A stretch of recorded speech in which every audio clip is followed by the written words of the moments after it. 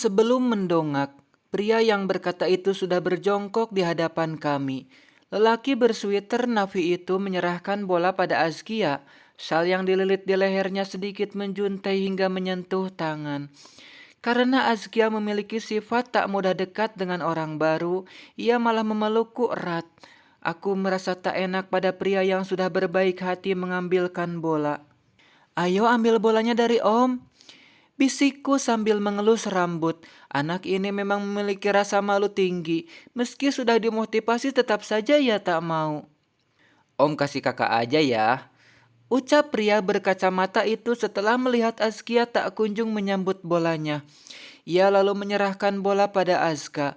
Setelah diterima, pria yang mungkin seusia Mas Adnan itu kembali bicara. "Nama Om Afgan. Siapa nama kakak?" "Azka Om."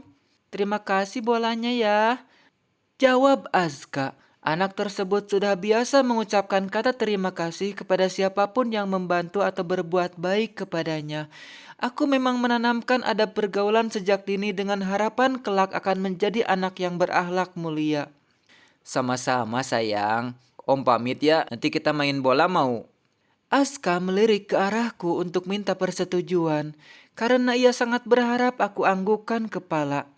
Senyum bahagia terkembang di bibirnya, lalu berkata pada om tersebut, "Iya om mau."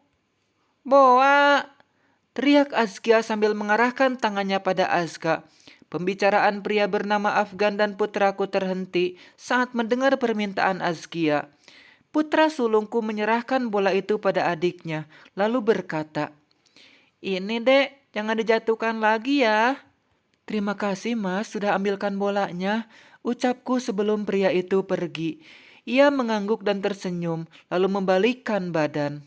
Setelah pria itu tak tampak lagi, aku mengajak anak-anak pulang. Main bola di sini tidak aman sebab khawatir benda bulat itu jatuh kembali. "Mama, om itu baik ya nggak kayak papa," celoteh Aska di perjalanan menuju pulang. "Papa juga baik kok," sanggahku. Meski Mas Adnan telah menancapkan belati derita pada diri ini, dua anak ini tetaplah anaknya. Mereka kelak punya kewajiban menghormati dan berbakti kepada papanya. Suatu saat, jika luka ini telah terobati, aku akan kembali ke Jakarta untuk mempertemukan anak dengan papanya. Namun untuk waktunya, aku belum dapat menentukan sebab tak tahu juga. "Tapi papa bohong, papa nggak pernah pulang," sela Azka. Ia bicara dengan nada tinggi, nampak sekali kemarahan pada kilatan suaranya. "Papa sedang sibuk kerja jadi belum bisa pulang. Sekarang kita ke rumah Tante Yanti saja yuk." "Au!" sambut Azkia. Bibirnya sampai maju ke depan saking panjang mengucapkan kata mau. "Mau," jawab Azka juga. Ia kemudian tak lagi bicara soal papanya. Itulah caraku mengalihkan pembahasan papanya dari diri Azka. "Wah, Azkia makin embil aja," seru Yanti dengan nada gemas. Ia mencolek dua kali pipi putriku. Wanita itu terlihat makin menyayangi anak-anakku. Tiap hari ada saja kiriman untuk anak-anak. Apakah itu kue, mainan, atau pakaian. Yanti memang dermawan. Wanita itu tak berhitung saat memberi pada orang lain. "Tante bikin kue choco chip mau?" "Au," jawab Azkia. Kalau sudah mendengar kata kue, putri bulat itu langsung menyambar. "Mau," sambut Azka. "Aku juga mau, Bun," pintar Radit anak tunggal Yanti. Usianya beda 2 tahun di atas Azka. "Oke, ayo kita ambil kuenya." Yanti memboyong tiga anak kecil itu ke ruang makan. Aku mengikuti mereka dari belakang. Yanti membuka lemari makan untuk mengambil toples berisi kue. Wanita ini memang jualan aneka kue kering. Dijual lewat online dan dititip ke beberapa toko. Hasilnya lumayan untuk membiayai kehidupan mereka berdua. Aku sendiri belum punya ide mau usaha apa. Padahal harusnya sudah mulai sebab tabungan makin lama makin menipis pasti. Sekarang kan tak ada yang menafkahi jadi harus usaha sendiri. Setelah anak-anak bermain, aku berbincang-bincang dengan Yanti. Rencananya ingin minta saran tentang usaha yang bagus untuk dijalankan. Bekerja pada orang tidak mungkin sebab tidak ada yang akan menjaga anak-anak. Lagi pula aku tidak mau meninggalkan mereka dengan orang lain. Dalam pemahaman yang kupegang, ibulah yang harus membesarkan dan mendidik anak-anak. Menurutmu aku usaha apa ya, Yan? Biar ada pemasukan.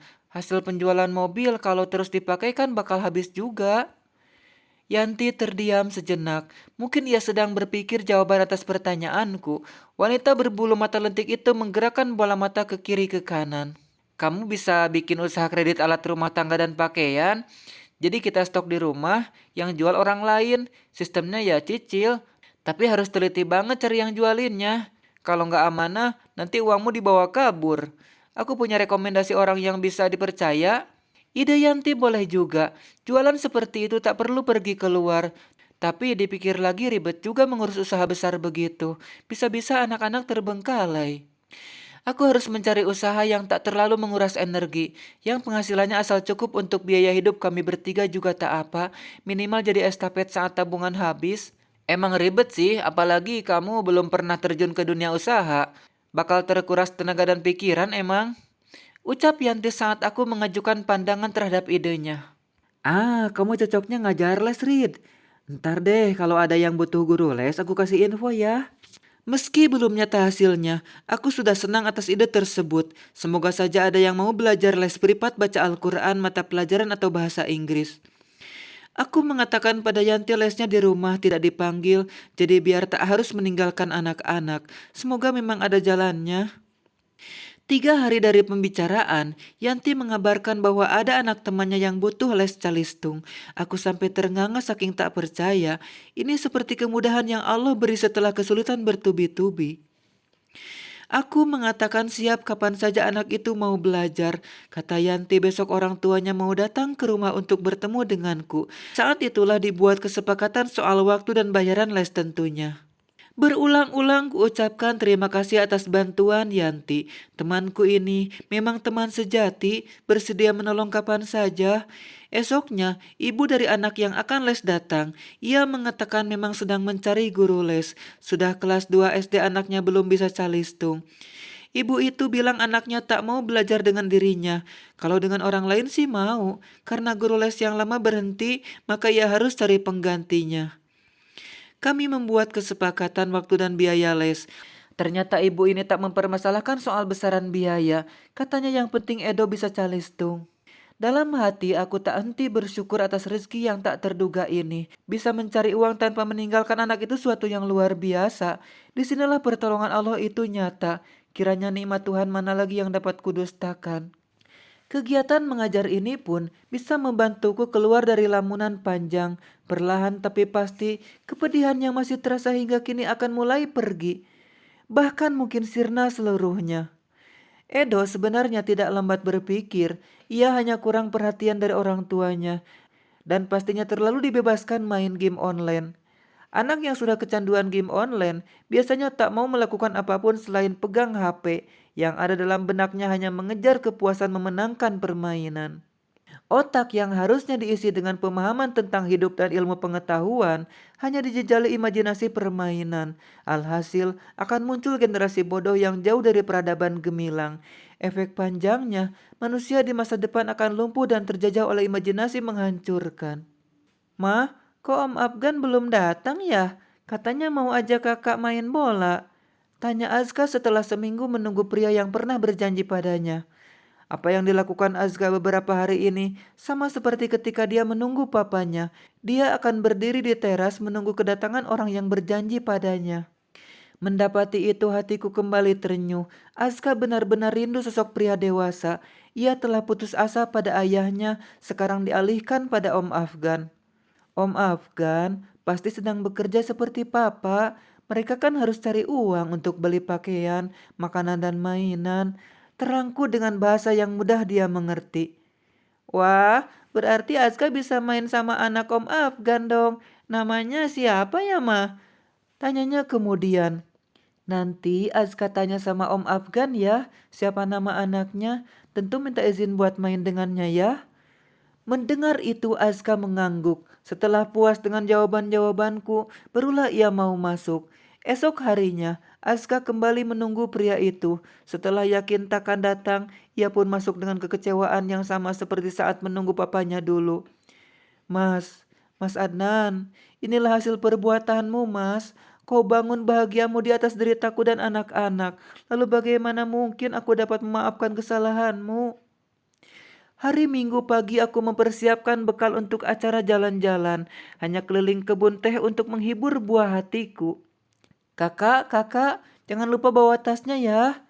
Aku memanggil Azka berulang-ulang, namun tetap tak ada sahutan. Biasanya anak itu akan langsung datang di panggilan pertama. Karena penasaran, aku hentikan kegiatan membereskan bekal. Aku keluar dapur dengan maksud mencari Azka. Karena belum ditemukan, aku pun keluar rumah. Dan pantas saja Azka tak menjawab panggilanku. Rupanya om yang ditunggunya ada di halaman.